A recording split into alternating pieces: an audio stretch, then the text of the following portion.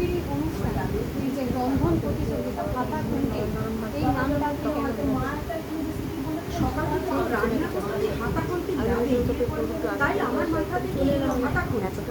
এবং রান্না মানে একটা ঘাম ঝরানো লড়াই করা হয়। রান্না করতে গিয়ে হাত পুড়ে যায়, সবজি কাটতে গিয়ে হাত কেটে যায়, আর লড়াই করতে গিয়েও তো একটু কাটাকুটি পোড়াপুড়ি হয়েই যায়। যার জন্য আমার মনে হলো এটাকে লড়াই রাখি। আর একটা সকালবেলা তো দৌড়াদৌড়ি থাকেই, আর সেই জন্যই আমার মনে হলো এটাকে নাম দিই হাতাখুন্তির লড়াই। আজকের এই হাতাখুন্তির লড়াই যে মহিলাদের জন্য যে বিশেষ মানে রান্নার যে আয়োজন করেছেন, এই আয়োজনটাকে শুধু মহিলাদেরকে সাপোর্ট করবেন না এর সাথে পুরুষদেরও কোনো মানে ইনভলভ আছে? রান্না একটা শিল্প, তো শিল্প সবাই শিল্পী, তো মহিলা হিসেবে শুধু কেন শিল্পী হবে, পুরুষরাও শিল্পী হবে।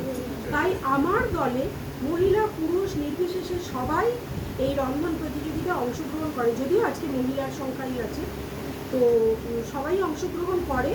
এবং আমি বলবো পুরুষদের বেশি বেশি করে এগিয়ে আসতে। কেন কি প্রত্যেকটা রেস্টুরেন্টে কিন্তু শেফ পুরুষরাই হয়, এবং পুরুষরা ভীষণ ভালো রান্না করতে পারে।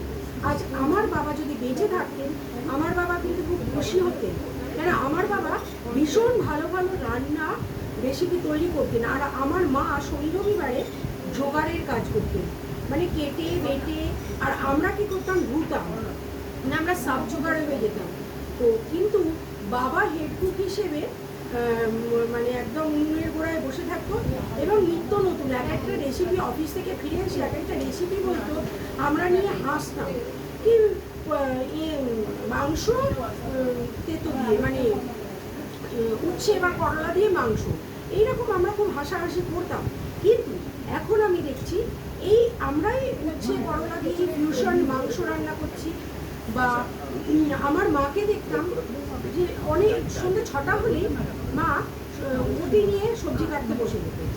তো ভাবতাম কী করছি, দেখতাম বেগুনের খোসা ছাড়িয়ে তাকে ডাইস করতে, এবং সেটা ছোট ছোট ডাইস, মাঝারি ডাইস, বড় ডাইস, এরকম বিভিন্ন রকম করে জুলিয়েন করে তো করতো। তখন তো ক্যামেরার যুগ ছিল না, এত মিডিয়া ছিল না, যার জন্য তারা প্রচার পায়নি।